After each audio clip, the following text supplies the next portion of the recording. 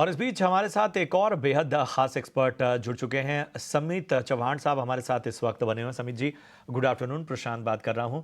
सबसे पहले बताइए, शुरुआती दौर में ट्रेडिंग के मौके किस तरह से देख रहे हैं आप? माफ कीजिएगा, सुमीत मूलचंदानी साहब हमारे साथ जुड़े हैं। सुमीत जी, बताइए क्या आपकी रणनीति होगी इस वक्त ट्रेडिंग के लिहाज से? हाय, गुड आफ्टरनून टू ऑल। तो जिस तरह से एनालिसिस आपको अभी भी अंशुल जी ने दे दिया है, तो market is almost on the top. तो यहाँ पे आप देखेंगे तो मल्टीपल टॉप निफ्टी ने बनाया हुआ है, so need to sustain above. तो अगर वो सस्टेन नहीं कर रहा है तो बिल्कुल यहाँ से प्रॉफिट बुकिंग के चांसेस बन सकते हैं। तो सबसे बेस्ट स्ट्रेटेजी रहता है कि आप एक ट्रेलिंग स्टॉप लॉस के साथ काम कीजिए।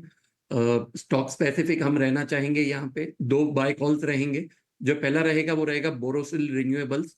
देखिए, स्टॉक ने काफी सारा अच्छा डाउनफॉल दिया हुआ है, लेकिन कल के और आज के सेशन में काफी अच्छा एक वॉल्यूम के साथ स्टॉक ने पुल बैक दिया हुआ है। तो अपना एक 510 का जो रेजिस्टेंस था वो क्रॉस किया हुआ है। आज एक छोटा सा गैप अप था, सस्टेन कर रहा है। तो हमें लग रहा है कि यहाँ पे एक आप एडिशन कर सकते हैं, और हमें लगता है कि यहाँ से अच्छा खासा यहाँ पे पुल बैक मिल सकता है to the previous high levels. तो नजरिया लंबा रहेगा, कम से कम आप 1 से 3 महीने का समझ के चलिए। 522 का करंट मार्केट प्राइस है, स्टॉप लॉस मेंटेन करेंगे 476 का, और टारगेट हमारे रहेंगे 620 और 645 के। इसी तरह से दूसरा जो है वो रहेगा जेबीएम ऑटो। जेबीएम ऑटो ने देखिए कप एंड हैंडल का, सिमेट्रिकल ट्रायंगल का भी ब्रेकआउट दिया हुआ है। 2150 का करंट मार्केट प्राइस है, 2600 और 2900 ये दो टारगेट्स के लिए आप बाय कीजिए। 1980 का स्टॉप लॉस रहेगा। हुँ, ठीक है। तो ये है रणनीति सुमीत जी की तरफ से।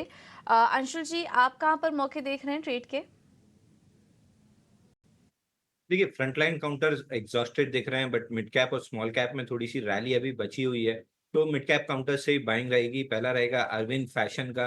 अरविंद फैशन में देखें तो 20 हफ्ते का पूरा एक राउंडिंग बॉटम पैटर्न बना है, जहां से ब्रेकआउट आ रहा है। डेली चार्ट पे देखें तो 96 डेज का है और 2 दिन की इनसाइड बार है। तो यहाँ पे करंट मार्केट प्राइस से बाई करना चाहिए 525 पे।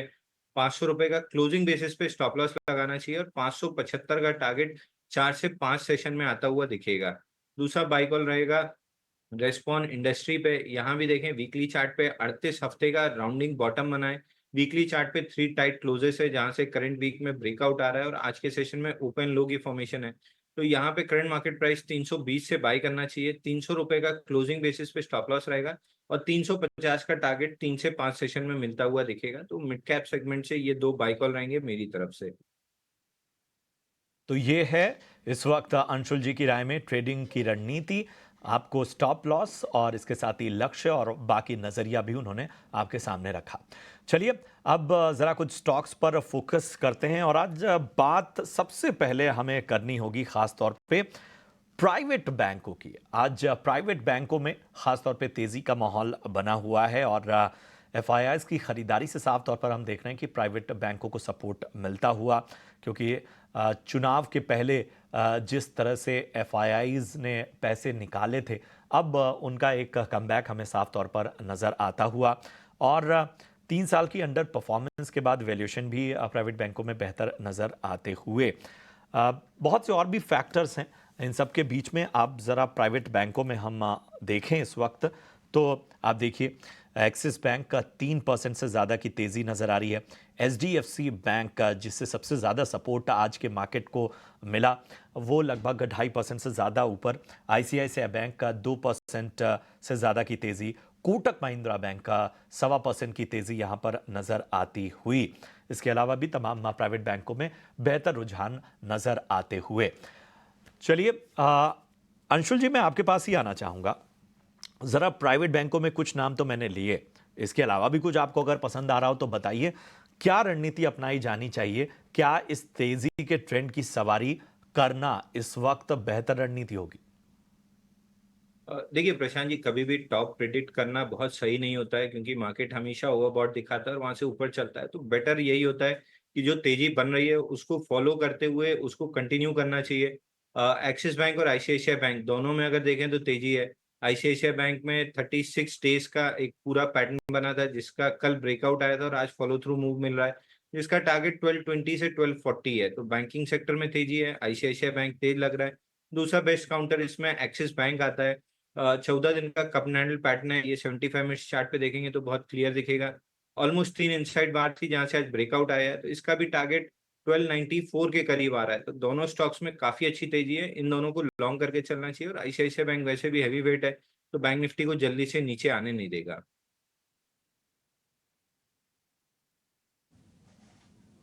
हम्म, ठीक है, तो ये है नज़रिया बैंकिंग स्टॉक्स पर। आईसीआईसीआई बैंक, एक्सिस बैंक अभी भी तेज़ी के मौके यहाँ पर दिखाई दे रहे हैं, आप यहाँ पर नज़र रखिए। इसके अलावा कुछ और भी स्टॉक्स की बात करें तो आज आईटी शेयरों में भी हम देख रहे हैं कि काफ़ी अच्छी बाइंग है। सुमित जी, आईटी स्टॉक्स में आप कई मौके देख रहे हैं एंट्री करने के लिए, क्योंकि बैंकों में तो तेज़ी है ही, उसकी तो हम बात भी कर रहे हैं, लेकिन इस तेज़ी को कहीं ना कहीं आईटी स्पेस भी लीड कर रहा है, वहाँ पर कई मौके देख रहे हैं आपको ट्रेड के लिए। जी देखिए, बिल्कुल यहाँ पे इन्फोसिस पे लार्ज कैप पे मेरा ध्यान रहेगा। लास्ट वीक भी हमारा यहाँ पे डिस्कशन हुआ था, तो एक बड़ी सी रेंज बनी थी 7 जून का। तो स्टॉक ट्राई कर रहा है बिल्कुल वो रेंज को ब्रेकआउट देने का। अबोव 1540 दो सेशंस पहले भी ओपन हुआ था, लेकिन सस्टेन नहीं हुआ था। हमें लग रहा है कि आज के सेशन में अगर 1540 क्रॉस करके सस्टेन कर रहा है और क्लोजिंग बेसिस पे, तो बिल्कुल यहाँ से काफी अच्छी मूव आ सकती है। तो यहाँ पे अगर किसी के पास ऑलरेडी है या फिर अगर न्यू पोजीशन बना रहे हैं, तो 1515 का आप स्टॉप लॉस मेंटेन कीजिए। और सामने पहला जो टारगेट रहेगा वो करीबन 1600 का रहेगा। अगर यहाँ पे 1600 सस्टेन हो रहा है ऑन द क्लोजिंग बेसिस, तो फिर 1650 1660 तक भी स्टॉक जा सकता है। तो यहाँ पे सबसे मुझे फ्रंट रनर जो दिख रहा है वो इन्फोसिस लग रहा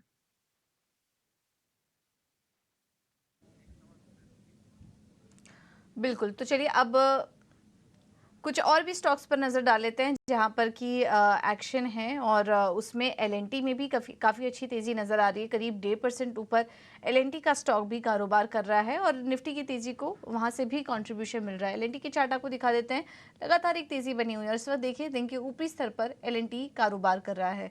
अंशुल जी, कोई ट्रेड लेना चाहिए एलएनटी में? पूजा जी, इसमें बहुत ज्यादा कोई स्ट्रेंथ नहीं है इंट्राडे बेसिस पे, क्योंकि 5 दिन की सेलिंग थी, इसलिए थोड़ी सी बाउंस बैक आ रही है। बट जो सेलिंग आई थी रिजल्ट के दिन, उसका 50% भी ये कवर नहीं कर पाया, तो स्टॉक में रिलेटिव स्ट्रेंथ नहीं है। 3 दिन कंसोलिडेट किया, इसलिए थोड़ा सा ब्रेकआउट दिख रहा है, बट इसमें कोई ट्रेड बन नहीं रहा है। बल्कि 3500 रुपये अगर ये नीचे में तोड़ता है, तो फिर करेक्शन थोड़ा सा डीप इन होगा 3260 तक। तो बाइंग साइड में कंप्लीटली अवॉइड रहेगा। 3500 टूटता है तो एक बार शॉर्ट ट्रेड ले सकते हैं 3260 तक के लिए। ठीक है, तो ये नज़रिया फिलहाल एलएनटी पर अंशुल जी की तरफ से आता हुआ एक खास रणनीति के तहत स्टॉक को ट्रैक करना होगा। यहाँ रुकेंगे, हम डिस्कस कर लेते हैं और अमरा राजा के साथ एक्साइड इंडस्ट्री पर भी एक राय ले लेंगे। सुमित जी, आपके पास मैं आना चाहूँगा। अमरा राजा, हम देख रहे हैं कि 16.5% इस वक्त तेज़ी नज़र आ रही है। एक वक्त पे 17 से 18% के बीच में भी ये स्टॉक था। इसके अलावा एक्साइड इंडस्ट्री में भी हम आज देख रहे हैं कि लगभग 3% की तेज़ी है। एक्साइड इंडस्ट्री में पिछले 5 ट्रेडिंग सेशन में लगभग 6.25% ये स्टॉक भागा है। एक महीने में देखें तो लगभग 19.5% से ज़्यादा का उछाल स्टॉक में नज़र आया, और पिछले 6 महीने में लगभग 100% रिटर्न स्टॉक ने दिया है। वहीं अगर हम अमरा राजा को देखें तो इसकी तेज़ी किसी से छिपी नहीं है। बताएं, इन दोनों स्टॉक में आपको कोई स्टॉक पसंद आ रहा है? प्रशांत जी देखिए, दोनों ही स्टॉक्स ने काफी अच्छी वेल्थ क्रिएट करके दी हुई है इन्वेस्टर्स को, अगर उन्होंने पकड़ के रखा है लास्ट 1 साल में भी। लेकिन जो करंट सीनारियो है, तो on the weekly chart also both the charts on the overbought scenario, तो मैं यहाँ पे एक फ्रेश एंट्री को तो मैं अवॉइड करूंगा। लेकिन जिनके पास ऑलरेडी होल्डिंग है, आप यहाँ पे पार्शियल बुकिंग कीजिए, क्योंकि डेली में भी आप देखेंगे तो डाइवर्जेंस क्रिएट हो रहा है, तो वो एक प्रॉफिट बुकिंग का साइन होता है। तो बिल्कुल प्रॉफिट बुकिंग का रहेगा, और एक ट्रेलिंग स्टॉप लॉस के साथ।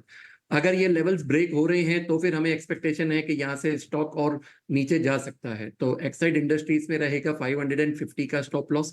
इसी तरह से हमारा राजा में, क्योंकि रेंज बड़ी है और आज के ही सेशन में काफी अच्छा बढ़त मिला हुआ है, तो यहाँ पे स्टॉप लॉस भी मेरा थोड़ा सा बड़ा रहेगा, वो रहेगा करीबन 1465 का।